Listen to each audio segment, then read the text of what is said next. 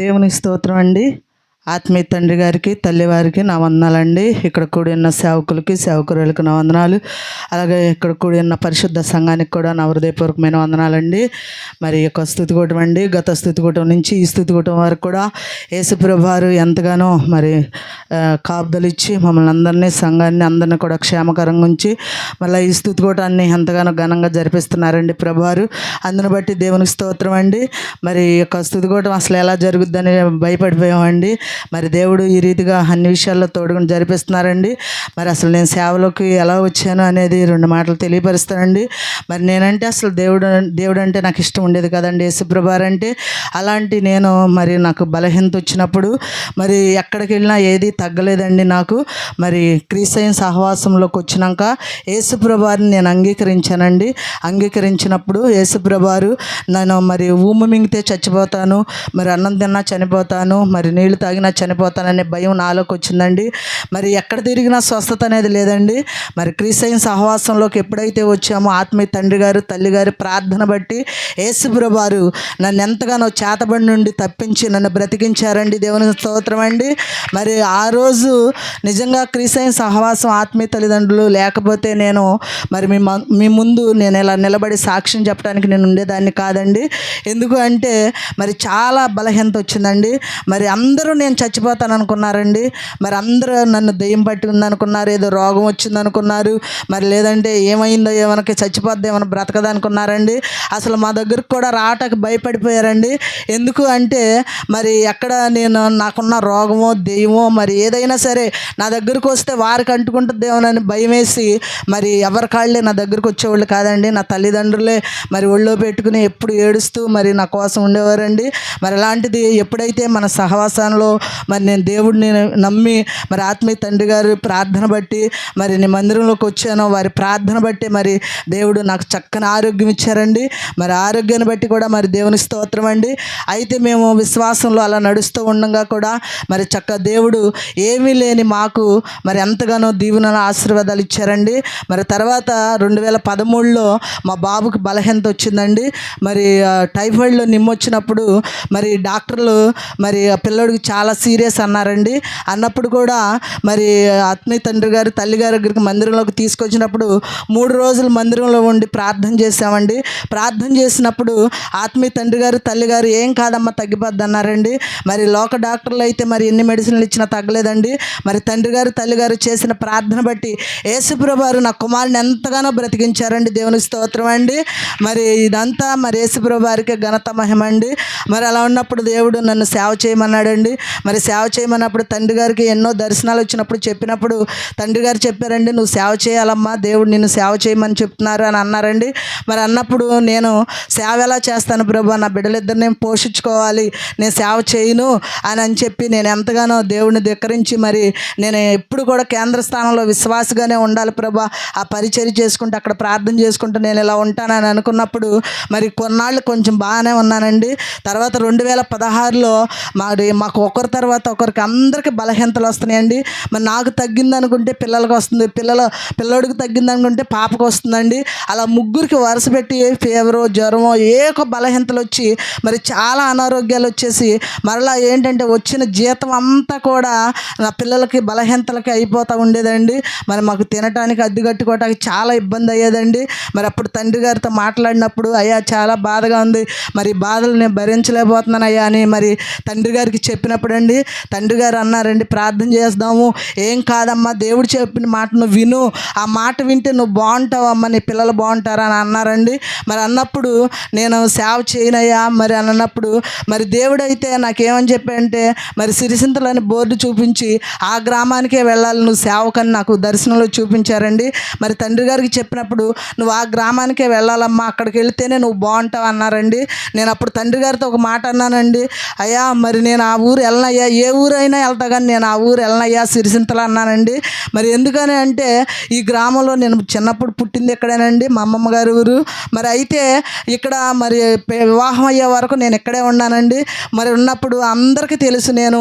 మరి అలాంటిది ఇప్పుడు మళ్ళీ సేవకురాలా అమ్మగారా అని చెప్పి నన్ను ఎగతాళి చేస్తారయ్యా, మరి నేను వెళ్ళనయ్యా, అందరూ నన్ను ఎక్కిరిస్తారయ్యా అన్నప్పుడు తండ్రి గారు అన్నారు, దేవుడి మాట వినమ్మా, మనుషుల మాట కాదు. మనుషుల కోసం కాదు నువ్వు వెళ్ళేది, దేవుడు చెప్పిన మాట కోసం మనం నడవాలి. మరి దేవుడు చెప్పిన మాట వినాలి, అలా నడుచుకోవాలి. అలా ఎప్పుడైతే విని నడుచుకుంటావో నువ్వు బాగుంటావు, నీ బిడ్డలు బాగుంటారని చెప్పారండి తండ్రి గారు.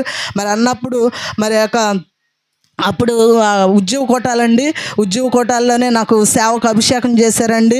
మరి మార్చి నెల 10వ తారీఖున నాకు అభిషేకం చేశారండి, సేవకు అభిషేకం. మరి అయితే నేను ఇష్టం లేదండి, అయినా సరే నేను లిబర్టీ హాస్పిటల్లో మరి ఉద్యోగం చేసేదాన్నండి. నాకు 15,000 రూపాయలు శాలరీ ఇచ్చేవాళ్ళండి. మరి ఈ జీతం పోగొట్టుకుని అటు వెళ్తే ఏముంటుంది, నాకు ఎవరిస్తారు? మరి వారు ఎవరో ₹1 ఇస్తే 10 రూపాయలు ఇస్తే వాటితో ఎలా బ్రతకగలం? నా బిడ్డలను ఎలా చదివించుకోవాలి, ఎలా పోషించుకోవాలి? నేను వెళ్ళను ప్రభు అని మరలా తండ్రి గారి ముందు అయితే ఊరికే ఊకొడుతున్నా కానీ నేను వెళ్ళనని చెప్పి లోపల మరి అలా ఉన్నప్పుడు మరి ఆ జీతం వచ్చినట్టు మరలా మాకు ఆ యొక్క బలహీనతలు వచ్చేసి ఎంతగానో మరి హాస్పిటల్కి వెళ్ళిపోయాయండి. అప్పుడు మరి తల్లిగారు తండ్రి గారు కూర్చోబెట్టి చెప్పారండి, నువ్వు దేవుడు సేవ చేస్తే నువ్వు బాగుంటావమ్మా, దేవుడు మీకు వచ్చే బలహీనతలన్నీ తీసేస్తాడమ్మా, నీ బిడ్డలకు మంచి భవిష్యత్తు ఇస్తాడమ్మా, నీకు సమస్తం సమృద్ధిగా ఉంటుంది, అనారోగ్యాలు తీసేస్తాడన్నప్పుడు మరి అప్పుడు కూడా మరి తండ్రి గారు ప్రార్థన చేస్తుంటే కూడా నేను ఏడుస్తూ ఈ గ్రామానికి వచ్చానండి. ఎందుకంటే కేంద్ర స్థానంలో ఉండటమే నాకు ఇష్టం అండి. ఎందుకంటే అక్కడ పరిచర్య చేస్తూ మరి చక్కగా తల్లిగారు తండ్రి గారి దగ్గర మరి అక్కడ అందరూ విశ్వాసులతో ఉంటే చాలా బాగుంటుందండి, ఆనందంగా ఉంటుంది అక్కడ పరిచర్య. మరి ఇక్కడే ఉంటామని నాకు ఎంతో సంతోషం ఉంది. మరి ఇక్కడి నుంచి పంపించేస్తున్నారు, నేను ఎలాగని చెప్పి ఆ రోజు తండ్రి గారు మరి ప్రార్థన చేసినప్పుడు అక్కడ ఏడుపు మొదలు పెట్టుకుని ఈ సిరిసింతలు వచ్చే వరకు నేను ఏడుస్తూనే ఉన్నానండి. బస్సులో కూడా ఏడుస్తూనే ఉన్నానండి, అసలు కళ్ళంటి నీళ్ళు ఆగలేదండి. అంటే ఎక్కడికో నేను వెళ్ళిపోతున్నట్టు, మరి కేంద్ర స్థానాన్ని వదిలేసి సంఘాన్ని వదిలేసి నేను ఎక్కడికో వెళ్ళిపోతున్నాను, మరి ఇక్కడ వండుకోకుండా అని చెప్పి నాకు బాధ వచ్చేసి ఏడ్చానండి. మరి అయినా సరే తండ్రి గారు తల్లిగారు చెప్పారండి. తండ్రి గారు తల్లిగారు మాట విని మరి ఎప్పుడైతే వచ్చానో వచ్చి తండ్రి గారు ఒక్క మాట అన్నారండి, అయ్యా నేను వెళ్ళి ఏం చేయను, నాకు అసలు ఏం తెలియదయ్యా, సేవ తెలియదు, మరి అసలు ఏం చెప్పాలో తెలియదు, పాటలు రావు, ఏమి రావంటే ఏమీ రాపోయినా పర్లేదమ్మా, నువ్వు వెళ్ళు ఆ గ్రామానికి, మరి దేవుడు చెప్పాడు కాబట్టి అక్కడ దేవుడి ప్రణాళిక ఏముందని మరి తండ్రి గారు ప్రార్థన చేసి పంపించినప్పుడు మరి తండ్రి గారు ఒక మాట అన్నారండి, ఎవరు కనిపిస్తే వారు పలకరిస్తే వారికి నీ సాక్ష్యం చెప్పమ్మా, అంతే చాలు. మరి అలాగే వెళ్ళిన బజార్కి వెళ్ళి ఇంకో బజార్ నుంచి ఇంటికి వచ్చేసే సాయంకాలానికి అన్నారండి. మరి అలాగే వచ్చినప్పుడు సహోదరులు చాలామంది నాకు తెలిసిన వాళ్ళేనండి, అందరూ పలకరించారు, అందరూ మాట్లాడారు. మరి నేను తెల్ల బట్టలు కట్టుకునేటప్పటికి ఏంటమ్మా ఎట్ట ఉండవు, నువ్వు వైట్ బట్టలు కట్టుకున్నావు అని అడిగారండి. మరి ఇది నా పరిస్థితి, నన్ను దేవుడు ఇలా బ్రతికించాడు, మరి ఇలా చచ్చిపోయే నన్ను ఎంతగానో బ్రతికించాడమ్మా, మరి నన్ను సేవ చేయమని ఈ గ్రామానికి పంపించాడు అన్నప్పుడు మరి కొంతమంది సహోదరులు నాతో ప్రార్థన చేయించుకున్నారండి ఆ రోజే.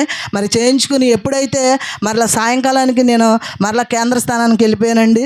వెళ్ళినప్పుడు నిజంగా అండి ఈ గ్రామానికి వచ్చి మరలా ఇంటికి వెళ్ళిన కానించి నాకు నా పిల్లలకు అసలు బలహీనతలు అనేవే లేవండి, మంచి ఆరోగ్యాలు ఇచ్చారండి ప్రభువారు. మరి దేవుని మాట వింటే శ్రేష్టంగా ఉంటామన్న మాట నిజమండి.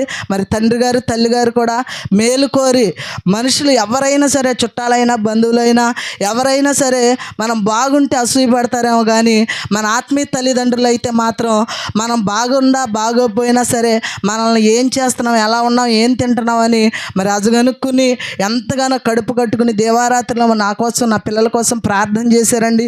మరి వారి ప్రార్థనేనండి ఈరోజు మరి మేము బ్రతికి ఉంటాకి కారణము, అలాగే ఈ గ్రామంలో సేవ చేయటానికి కూడా కారణం ఆత్మీయ తల్లిదండ్రులు మరి దేవుని కృపేనండి.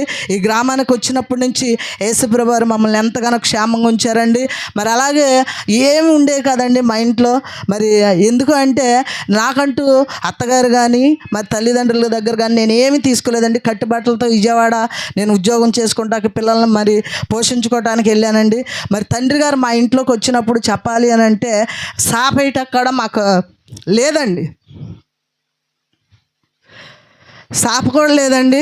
మరి అయినా సరే ఆత్మీయ తల్లిదండ్రులు ఎప్పుడైతే నేను ఫస్ట్ ఆరాధన జనవరి 10వ తారీఖున మరి నేను స్వస్థపడినందుకు ఆరాధన పెట్టుకుని తల్లిగారిని తండ్రి గారిని ఎప్పుడైతే నా ఇంట్లోకి ఆహ్వానించుకున్నానో మరి ఆత్మీయ తల్లిదండ్రులతో అంతకన్నా ముందు యేసుప్రభు వారి తండ్రి గారు ముందుండి మరి మా గృహంలోకి రావటం ద్వారా సాపేయటానికి సాప కనుక్కుంటే అక్కడ అర్హత లేని మాకు ఈరోజు ఎంతో సమృద్ధి ఆశీర్వాదం ఇచ్చారండి. దేవుని స్తోత్రం అండి.